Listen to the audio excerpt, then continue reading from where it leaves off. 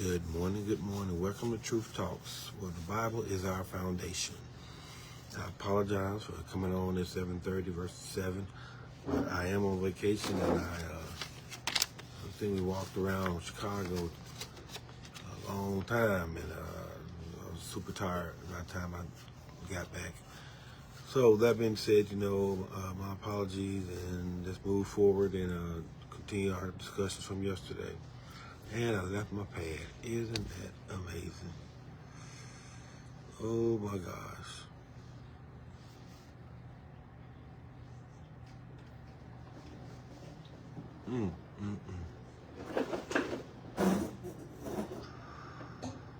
I have no choice but to go back upstairs and get my tablet. Oh my gosh. So you guys, just good morning, Dr. Penny. My apologies, but I left my tablet.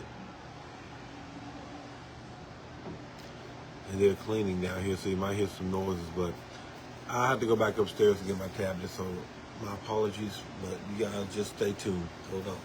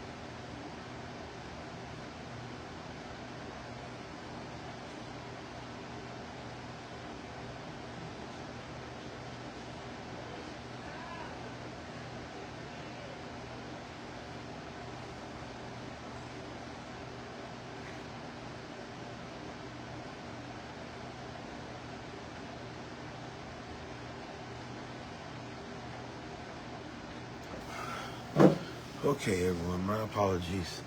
We couldn't move forward without my tablet. I needed a Bible to read from. So we're back in action now. All right, so for those who missed yesterday, just a short recap. We all have family squabbles. But we need to learn from the saints that walk before us. So we need to pick up the Bible and read, especially the Old Testament, because there's nothing new under the sun. So we're not doing anything for the first time. We are repeating it. So we found out yesterday that dealing with incest and stuff like that is true, it's real, and we need to be informed and learn how to be aware so we can avoid these situations. Especially parents, since you are in control of your children, you need to start overviewing them, I guess I can say, just watch and see what's going on. Good morning, Sister Tamara. Thank you for joining us this morning. So that's basically what we talked about yesterday. That was one of the main things, the incest and stuff, but and we just need to watch out for it, okay? Now, so what we're going to pick up today is Remember the three characters from yesterday were Tamar, Amnon, and Absalom. Okay? So Absalom, who was the sister of Tamar, who was the brother of Tamar, we're going to pick up with him today, and he's already got revenge. It took, I think, was it 20 years? Let me see, how many years it was? That's something to think about. It took 17, yeah. It took a lot of years, I believe, but I want to be sure because that's something interesting to know. 20 is a long time. Let me see how long. That's something that's eating me, so I need to know exactly how long it was before he finally got his revenge. And when we talked about that, also, let me mention that, when we talk about revenge, but we need to understand. Good morning, Sister TT, Mama TT. I thank you for coming in and texting me.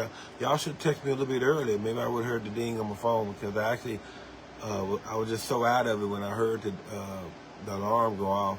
Because remember, I'm not at home, so I only have the alarm on my phone. So when that alarm went off, I was still asleep when I hit the snooze button. I'm telling you. And I was still in a dream or whatever, and I reached over and turned that phone off and went back to sleep. Okay. 2 years? Yeah, I think it'd be 2, because 20 would have been too long. So anyway, he had 2 years to plot his revenge, and he did come up with a plan. And so he killed his brother. How long they did? He killed his brother Amnon for raping his sister Tamar. And like I say, it's real. I mean, real talk. We have that emotion in this human nature, but we need to override that emotion with righteousness and allow the Spirit to take hold of us. And that's something now. I'm talking to the Christians now, because since we have the help of the Holy Spirit, we need to let Him guide us. And so what we want to do in the flesh, which is revenge, we got to remember that vengeance is mine, said the Lord. We got to come up with these things and not partake in how our feelings want to do. Don't make decisions off your feelings. What thus said the Lord? Base it off of what He says. And then that way we will fare a lot better, okay? Like I said, it may be some interruptions this morning. They're cleaning right behind me. We're going to endure, okay? All right. So, let's move on. So now we're about to pick up with Absalom. After he killed his brother, Absalom fled and went to Talmai, the son of Ammihud, king of Geshur. All right. So while David was mourning his son Amnon, Absalom fled and went to a place. Really, I think it was enemy territory. Really, it was a place that his father wouldn't have went, and probably was at war with. So we're gonna pick up now. I guess we need to see that. Let's pick up at Absalom's life, and we're gonna figure out what he did and was it right, or did he act off feelings. We need to learn from that. Don't worry, they'll be done in a second. So I know the noise is in my background, but we're gonna make it. We're gonna push through this morning. Okay. All right. So Absalom went to this other kingdom, and he's hanging around there. But while he's hanging around, I want to show you what he was plotting now. Yes, Absalom continued to be plotting now, but first of all, I hate that how he came on the scene, because that would be us. We want to take revenge. We want to assist the person that was violated, and so we want to do that. But we got to remember, don't let the emotions make you choose wrong. Okay? So now let's pick up where Absalom was in this other place, but he still is plotting. All right, so let me, we're in chapter 14 of 2 Samuel. Let me pick up where he was doing this plotting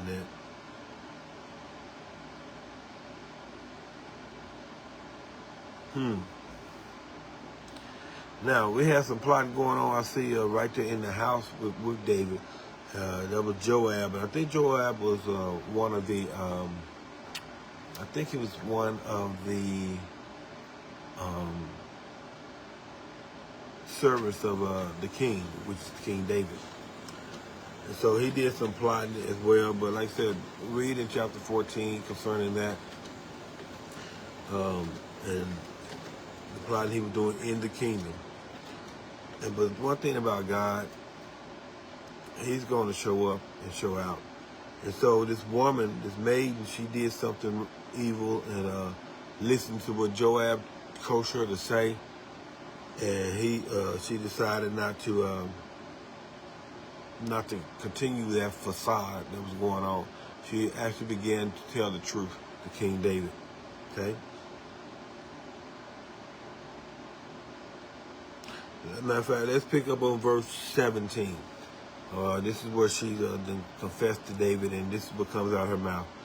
Then thine handmaid said, the word of my Lord, the king, shall now be comfortable. For as the angel of God, so is my Lord the king, to discern good and bad. Therefore the Lord thy God will be with thee. And she was speaking right, and God was already with David. And David had used his wisdom and found out that that woman wasn't telling the truth. And so she went on and confessed. She went on ahead and confessed. Okay. All right, that's some of the noises cease. Okay, so we should be able to hear me better. Okay. All right, now let's read in verse 18. Then the king answered and said unto the woman, hide not from me, I pray thee, the thing that I shall ask thee. And the woman said, let my lord the king now speak. And the king said, is not the hand of Joab with thee in all this? See, he used his wisdom. So we got to watch the company that we keep. I've always told you that, okay? But you can have that discernment on if their motives are pure or not, okay? You have to use your concern. Good morning, Sister Lovelace. That's my sister. That's who I'm visiting this weekend. So you guys make sure you say hello to Sister Lovelace. And Sister Lovelace also recently had a birthday. So she went up a year on me. So she's always running away from me. Every time I have a birthday, I'm thinking I'm getting closer to her. Next thing you know, she has another birthday. And she stretched out 3 years on me again. That's all right. I still love her. All right. Now, so let's pick up now that what has happened is the King David used his discernment, and he started figuring out this woman wasn't telling the truth. And so he had her tell the truth, and he continued to figure out that Joab was behind all this, okay? Now, let's skip down to verse 21. And the king said unto Joab, behold now, I have done this thing.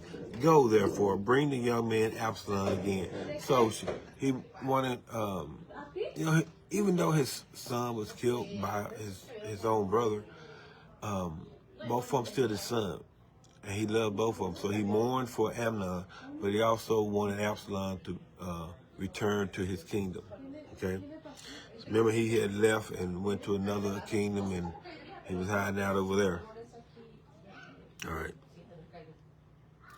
So Joab arose and went to Geshur and brought Absalom to Jerusalem. So the king's heart, like I said, was on his son, and he wanted his son to return. Okay. Now, here's where the plot thickens. Once again, you have to use your discernment.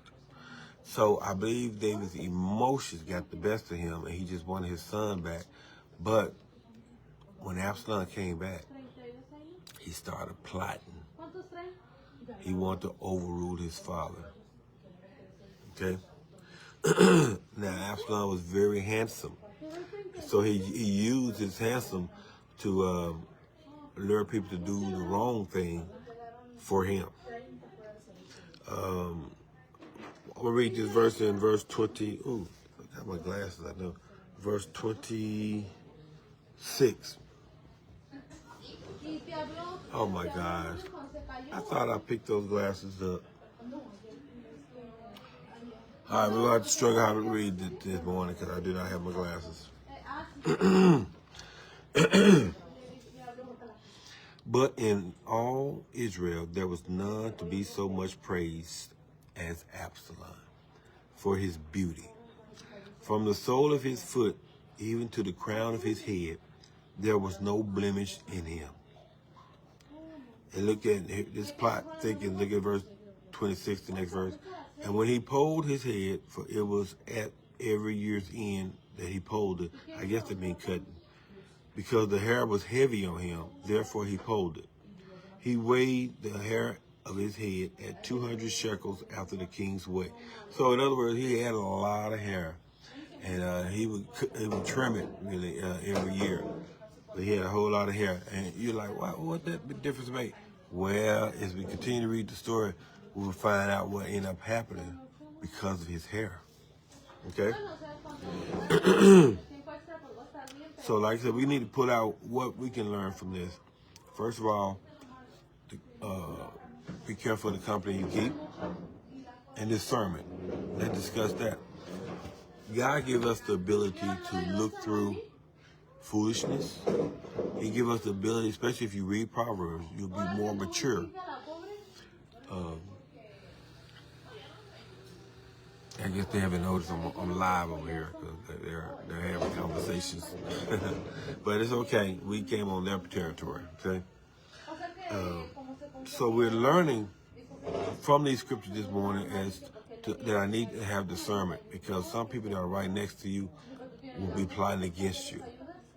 So we need to use discernment to figure out who's doing wrong. Now, David, he figured out about Joab's plot because he had what we call it. He had discernment. And just put it at that. He had discernment, and he figured out that that the lady wasn't telling the truth. All right, we established that. So his discernment came in handy. Then he figured out Joab was behind it. So, but he was mourning his sons. One was dead, and the other one was had fled away. So he was living in another country. So he went on ahead and decided. No. He went on ahead and decided to have Joab go retrieve his son so he can be back in his sight. All right, so I believe his emotion got ahead of him. He didn't notice the plot that was going on with Absalom. Okay. So Absalom dwelt for 2 full years in Jerusalem, and he didn't even see the king. So he didn't even desire, I guess, to see the king or whatever. Maybe he was scared the king would kill him because of what he did to his brother. But he didn't see the king's face, and he was there for 2 years.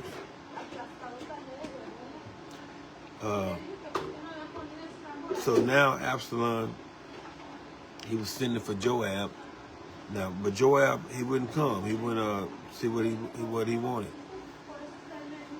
So he ended up doing some evil. Absalom, because he wanted his way, and that's what we're going to see right now, a spoiled child, basically. Absalom, he was in authority because he was the king's son, so he had wealth. And so you got to be careful with people because if money is their motive, we have to be careful with that, okay? That will lead to some people plotting against you because of money. So this is where we're at right now. Remember, when we read the Bible, we find ourselves in it. Okay, so that stuff happened back then, dealing with family squabbles, but it still can happen now. So we need to read on how to address the situation to come out in a positive manner. So that's where That's where your discernment would come in at. Now, so in this plot, like I say, it may not be the exact same plot that you're going through or the situation you're going through, but we need to learn from it, because even if it went directly at our situation, we need to learn from it so we can see to protect our children, our family members. You know, you have to speak up to protect them. So we're understanding that what Absalom was doing, first of all, there's nothing new under the sun, okay? So he's plotting. He hadn't seen his father, and now he's mad that Joab wouldn't come to him. And Joab probably noticed that since David had figured out his little plot that was going on, and David didn't kill him, so he might feel he owed David. So that being said, he went on ahead and try to be faithful now. So now when Absalom is calling him, he refused to come. And what happened? Remember I told you Absalom was a spoiled brat? Well, since he didn't get his way, and when he summoned Joab and Joab didn't come, what he did was he turned around and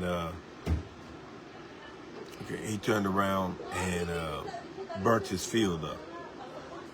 He sent some men to go and put it on fire. So he burnt his field up just because he wouldn't answer. So now we pick up in verse 15. I wish I had my glasses. Trying to see what verses is that 26 to 31. Oh, we're in 30. So we're in verse 32. And Absalom answered Joab, Behold, I sent unto thee, saying, Come here, that I may send you to the king to say, Wherefore am I come from Geshur? It had been good for me to have been there still. Now therefore let me see the king's face, and if there be any iniquity in me, let him kill me. So now he wants to see his father. So I think that it wasn't all on him that he hadn't seen his father yet, but it might have been King David's choice. So he just wanted his son to be near him and safe. So that's why he sent for him. Okay? All right. All right, so now let's pick up at verse 30. So Joab came to the king and told him, and when he had called for Absalom, he came to the king and bowed himself on his face to the ground before the king, and the king kissed Absalom. So his father finally got to see his son. He hadn't seen him in 2 years since the incident that he killed his brother. So they have made up now. Okay, that's what's going on. They've made up. But that doesn't take away from this plotting that Absalom was doing.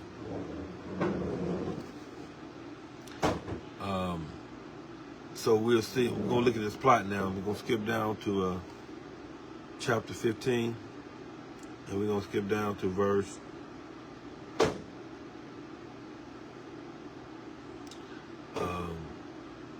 now he's plotting if you read the first few verses.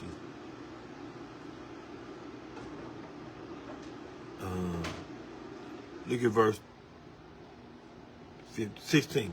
All right, let's look at verse 16, okay? And on your own time, please reread the other verses.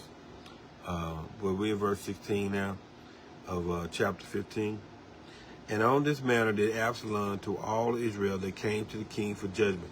So Absalom stole the hearts of the men of Israel.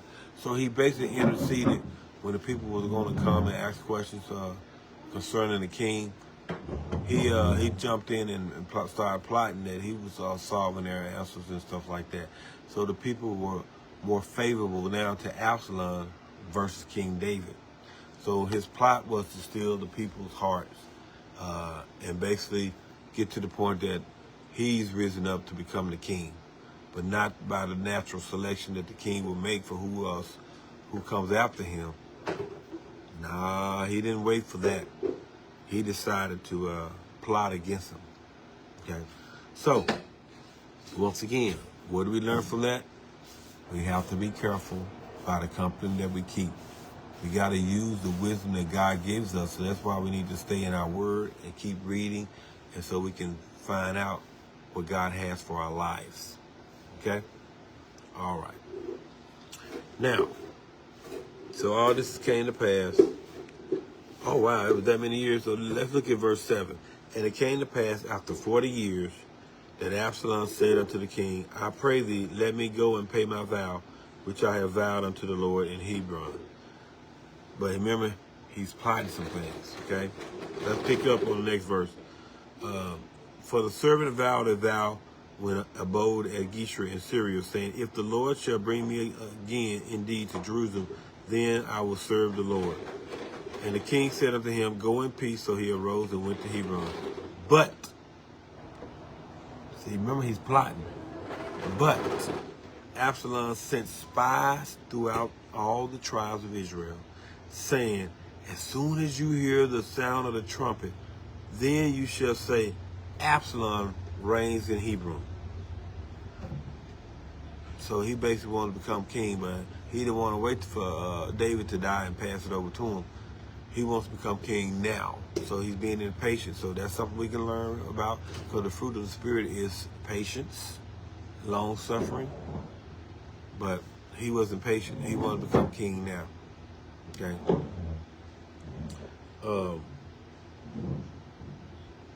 And then he started plotting, and he used some people to go out and do some dirty work.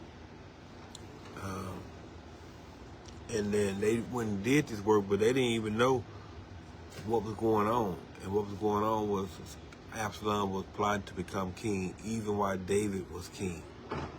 Okay? Let's skip down. All right, so he's already risen up now to the point that King David felt that he wasn't safe. He's because Absalom, his son, had raised up all these people to go against David. And so he'd been plotting, and he had 40 years to do it. And now all of a sudden, he finna make the people go against him. Okay? All right. Go against David. So now we pick up on David, the situation. He knows what's going on now. And so now David said unto all his servants, with verse 14. He said to all his servants that were with him at Jerusalem, arise and let us flee, for we shall not else escape from Absalom. Make speed to depart, lest he overtake us suddenly, and bring evil upon us, and smite the city with the edge of the sword. So he knew that now he knows what would I say, the conclusion of this plot. Now the king has to flee, because if he doesn't leave, Absalom gonna have him killed. All right, so and that's sad that a son would be going against his father. Real sad. I don't know what's wrong with these kids these days, where we sacrifice and make sure they have food to eat and shelter, and then they actually go against us. That's sad. So I don't know what he was motivated by. Was he motivated by the people now is going to serve him instead of King David? So that means he should become king. He was going to have to kill his father, though. And but David had discernment and basically said, let's go. Let's get out of here. Because if we don't, Absalom going to kill me. So he fled. He left. And all his household left with him.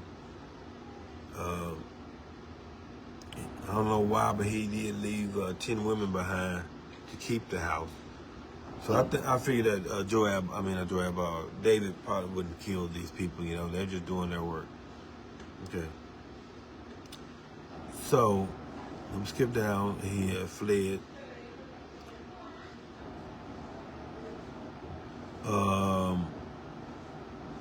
He's talking to these people now, David. Like I said, you need to read for yourself. I'm not going to read the whole thing, but I'm highlighting. So he then went to another place. And now verse 27, the king said also unto Zadok, the priest, art thou not a seer? Return into the city in peace, and your 2 sons with you, Ahimaaz, thy son, and Jonathan, the son of Abiathar. Say, I will tarry in the plain of the wilderness until there come word for you to certify me. Zadok therefore and Abiathar carried the ark of God again to Jerusalem, and they tarried there. So he returned the ark, but David was still going to hold off from returning it, because if he did, Absalom would have more than likely had him killed. Okay. And this is something else we need to learn. Watch what David does. Amidst all these troubles that's going on, we need to perceive what David does. Remember, there's nothing new under the sun, and we're reading the saints to find out how we should behave toward God. Okay? We got that understood. So now David's going to give the prime example of what we should do when we have evil upon us. Okay? Verse 30. And David went up by the ascent of Mount Olive, and he wept as he wept up, and had his head covered. And when he went barefoot, and all the people that was with him covered every man his head, and they went up weeping as they went up. Okay, so first of all, we understand customs. They're not supposed to cover their head when they pray to men, you know. And but this is something different that's going on. So I'm just letting you know what happened. It's not typical. Normally there's a lot of mourning going on, and so they even hire people to cry for someone. So, but here, David actually had pure motives, and he was going to pray before God to seek answers on what he should do. Okay. All right. So it came to pass that when David was come to the top of the mount where he worshiped God, behold, Hushai the Archite came to meet him with his coat torn and earth upon his head. So that means he was sad for some reason. Verse 33, unto whom David said, if thou pass on with me, then thou shalt be a burden unto me. But if you return to the city and say unto Absalom, I will be thy servant. Oh my gosh. O king, as I have been thy father's servant hereto, so will I now also be thy servant. Then mayest thou for me defeat the counsel of Ahithophel. So in other words, what's going on here is David's trying to put a spy basically inside the kingdom. So he told this man who used to serve him, and he told him to go and serve him still, but go and get in the presence of Joab, so he can know what's going on in the house. Okay. All right. Let's skip to. Okay. Now we're in chapter 16, and I hope we learned some things from this. You know, every time I come across a verse or something, and I think it can help you, I'm trying to help us out this morning. We're looking at these family squabbles. So we got a son and a father going against each other. Okay. All right. So we are.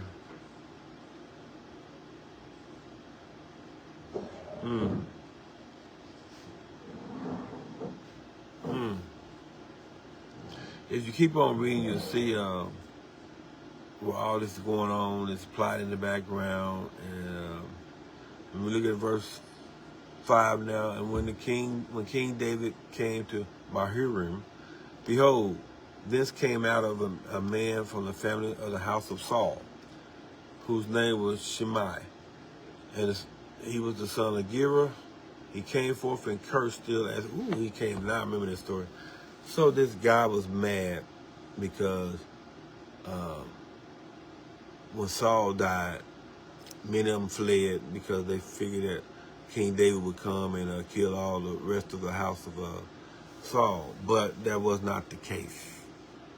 But this guy, because he didn't know really what's going on, he started cursing David. And you guys, you got to understand that was a no-no. Even though King David was not in his city, he still is the king, and he still have an army around him, so you should be careful on keeping your mouth shut. I actually taught on this, and I was talking about taming the tongue, and where Shimei didn't tame his tongue, and he let loose on King David. He basically cursed him and cursed at him. All right. Normally he would have got killed, but David didn't kill him. He probably understood his pain. So let's skip down. Let's see, David talking to these people.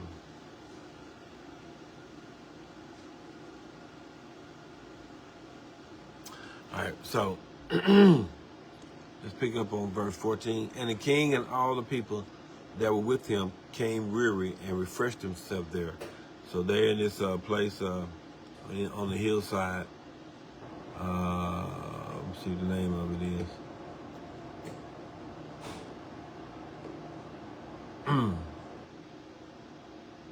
Boy, they wanted to kill that man. He was cursing Saul. He was cursing David. But David was patient and he trusted God more than anything else. Remember I told you guys yesterday with your emotions, if someone was had molested your child, you would want to kill them. And I know we want to. That's our emotions speaking out. But the danger of that is your heart can become cold. What I mean by that is you get so caught up on your emotion and want to apply and kill someone for molesting your child. You have to understand the world is evil, but vengeance is mine, saith the Lord. So at no point are we supposed to take vengeance on our brethren, even if they did some cruel like that. And what I taught you yesterday, and I'm gonna do it today as well, be careful about the company you keep. And then be wise, be awoke, so you be able to see evil plots that are going around. So this is where we at, we're at Bahiram. This is where David came and refreshed himself. If you keep on reading, you'll see how some actions of Absalom. Because remember, he's king now, so-called king.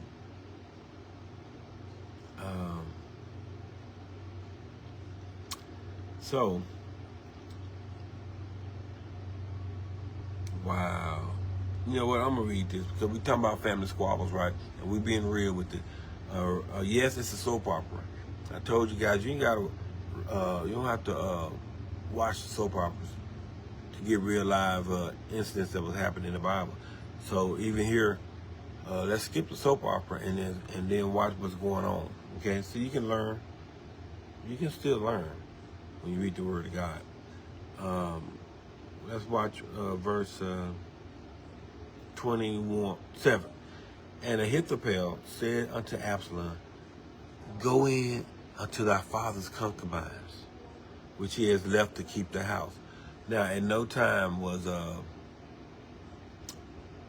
these women were set aside for King David.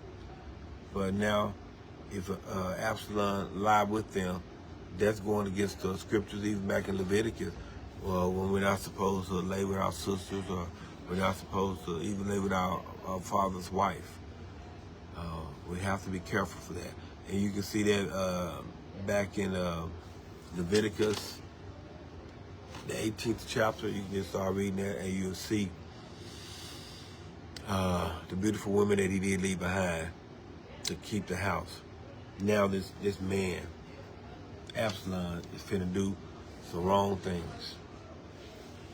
And all Israel shall hear that thou art abhorred of thy father. Then shall the hands of all that are with thee be strong.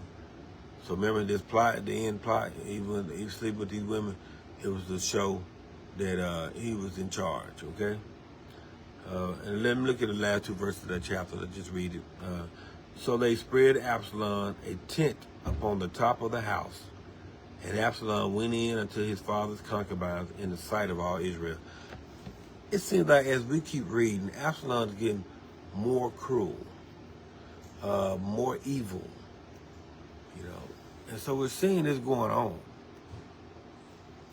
Now, he was patient. I can tell from that. So after 20 years, he finally started to wear the king down. And he had the people to favor him over King David. And that's why David had to flee and leave the city. Because he knew that that his son Absalom was coming, and he was coming to kill him. All right, so he did this abhorrent thing in the sight of all Israel. So, in the final verse 29, and the counsel of Ahithophel, which he counseled in those days, was as if a man had inquired at the oracle of God. So was all the counsel of Ahithophel, both with David and with Absalom. You gotta choose sides, people. You gotta choose sides. All right. All right, so we at chapter 17. I'm gonna skim through, see where we can pick up on something interesting that we can learn. But read the whole thing and understand what's going on, okay? So you guys, when you spare time, pick up chapter 15 on 2 Samuel. And as you start reading it, you start seeing God's will. You start seeing God's plot to do something righteous. And that's what's going on here. The evil thing that's going on is Absalom is taking over the kingdom. Now, he wasn't king by default, in other words, waiting for the king to turn it over to him when the king is old. That's what he was waiting on. But I guess he went on and made himself king. All right. Let's find this plot where David can become king again.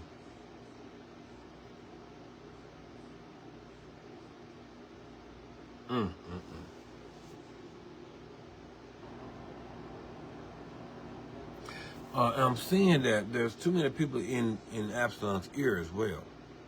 And they are actually plotting against David. But Absalom, because he's not following God, he's going to kill the man that is king, really. And he just forced it and took over the kingdom. All right. So with there was a lot of people in Joab's ear. Well, David prayed, first of all, but then God must have sent these other people to come and tell him things. So that's where we at, these people that came and talked to King David.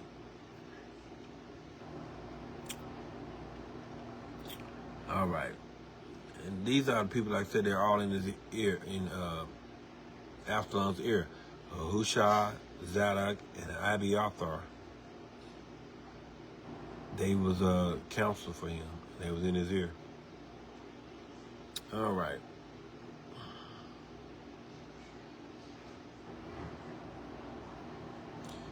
So someone has told Absalom, where's David? You gotta remember, God is he understands, and but he knows all. So he was instructing David's footpath, shining a light unto it. So David will walk according to the Lord whatever he does. So that being said,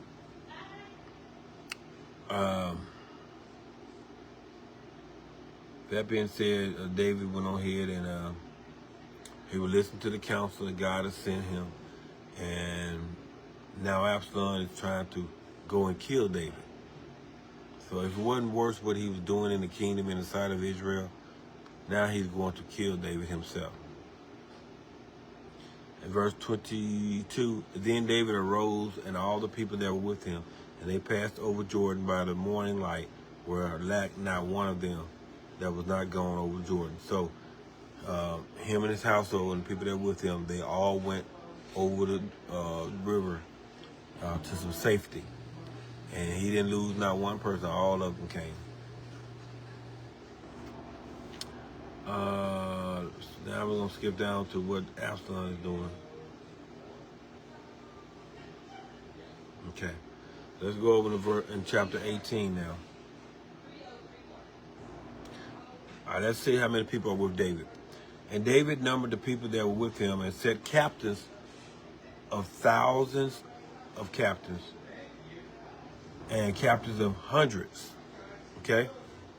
So David, he placed captains over all these people. Then David sent forth a third part of the people under the hand of Joab, and a third part of under the hand of Abishai, the son of Zeruiah.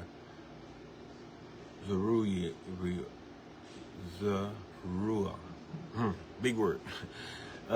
Joab's brother, and a third part under the hand of Ittai the Gittite.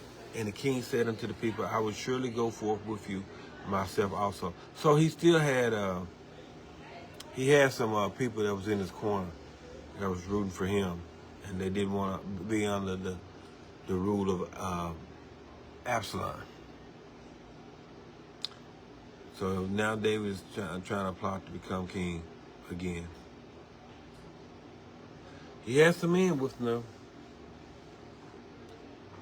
So they actually was going around, they doing their part and still killing the nations off that wasn't of God. That's what David was doing. You know, David is a warrior. Now let's pick up how we're gonna catch Absalom. Yeah. Are you ready? We're at verse 14. Then said Joab, I may not tarry thus with thee. And he took 3 darts in his hand and thrust them through the heart of Absalom. Okay, let me back up a little bit to show you how he got caught. So he got caught because of all that hair he had. So the battle that David was in at that time, so people got split up. Now Absalom, he met the servants of David, and Absalom rode up on a mule. And the mule went under the thick boughs of a great oak. And his head caught hold of the oak. And he was taken up between the heaven and the earth, and the mule that was under him went away. So, remember all that hair I told you earlier about yesterday? How Absalom, he was handsome, but he had a whole lot of hair. And so when he went through these thickets, his hair got caught. And since it was caught, and I mean caught, he was dangling there because the mule kept going. So he was dangling there, hoping that someone would come around and he could tell them to go get his mule or something so he can get down, okay? So that's where we at right now. But watch the loyalty of King David's house. All right. A certain man saw it and told Joab and said, Behold, I saw Absalom hanged in an oak. And Joab said unto the man that told him, And behold, thou sawest him, and why did you not kill him there? I would have given thee 10 shekels of silver and a girdle. So in other words, if he would have killed him, that is what the kingdom wanted, I suppose. Because I know David still loved his son, but that war came in against each other. We still have it today. We have people that are against their own kinfolk. And I'm slightly guilty of that too, because I remember I told you yesterday I had a kinfolk that crossed me. But to keep from having hatred sit up in your heart, envy and strife, jealousy, all that works hand in hand. So to avoid that, I end up just not speaking, you know. And she's still a babe in Christ and don't understand Scripture, so therefore she wouldn't understand how I walk, okay? Because I walk according to the Lord, okay? So now we're going to find out what ended up happening, because he's suspended and the man could have killed him, but he wouldn't told Joab that he's seen him hanging. And in verse 15, the 10 young men that bare Joab's armor compassed about, and they killed Absalom. And Joab blew the trumpet, and the people returned from pursuing after Israel, for Joab had held back the people. And they took Absalom and cast him into a great pit in the wood, and laid a very great heap of stones upon him, and all Israel fled, every one to his tent. So what ended up happening is, that Absalom had messed around because of all that hair, he ended up getting caught, and eventually they came to kill him. So what do we learn from this message so far? In the eyes of Absalom, he went after greed. And when you go after greed and money, you tend to hurt people.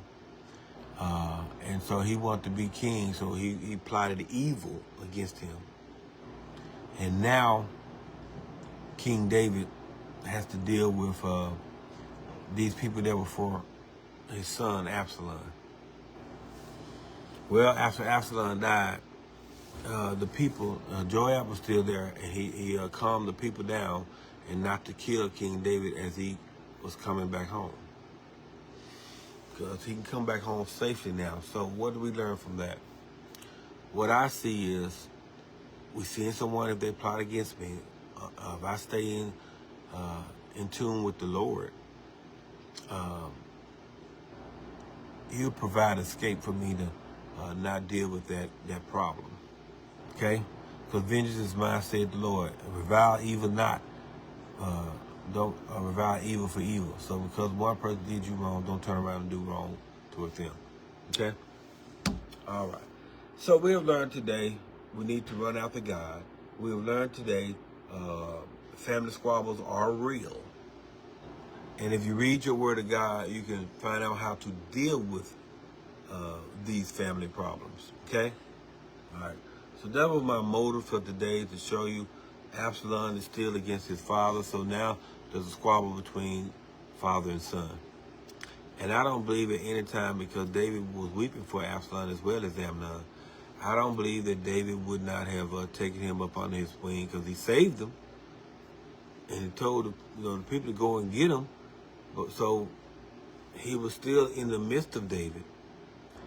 It just, I don't know why this happened, but David did not want to see him.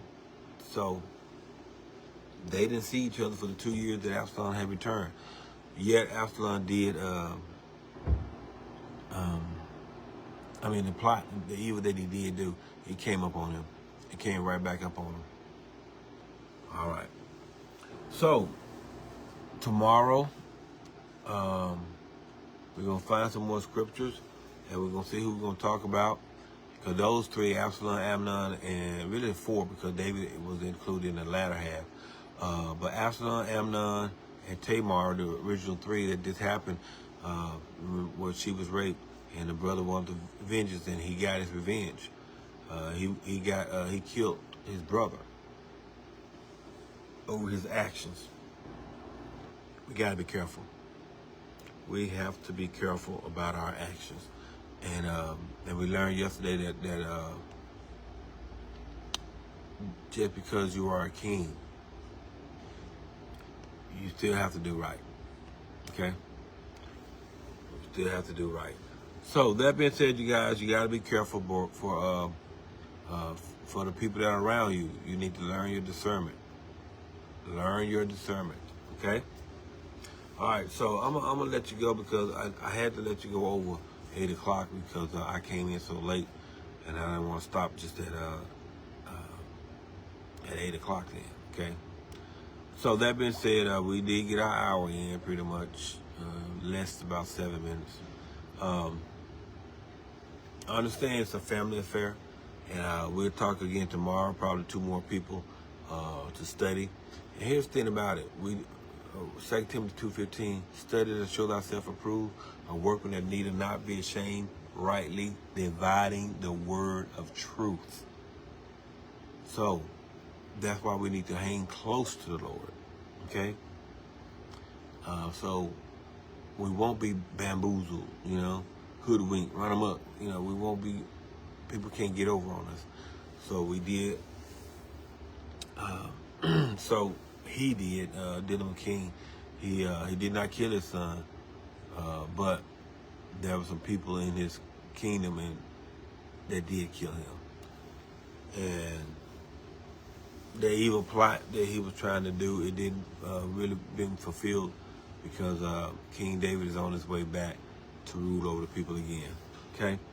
So all this is going on in the book of Samuel, and we're in the 2nd book. So if you just pick back up on verse 17 or something like that, and start reading more for yourself, and let's figure out this thing on how God wants us to react and behave when trouble comes our way, even if the trouble is coming right there with the family.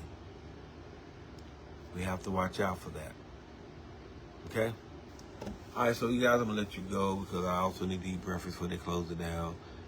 Sorry for my apologies. I did wake up with the alarm, but I do recall turning that alarm off, and I thought I was still in a dream. So my apologies, and I pray that I won't do that tomorrow morning. Hopefully I still see you guys in the morning. And if we do, I pray that God gives us some good word tomorrow to hang on to. Okay? So once again, thank you for coming to Truth Talks, where the Bible is our foundation. Okay? You guys have a blessed day, okay? And I will see you tomorrow. Amen.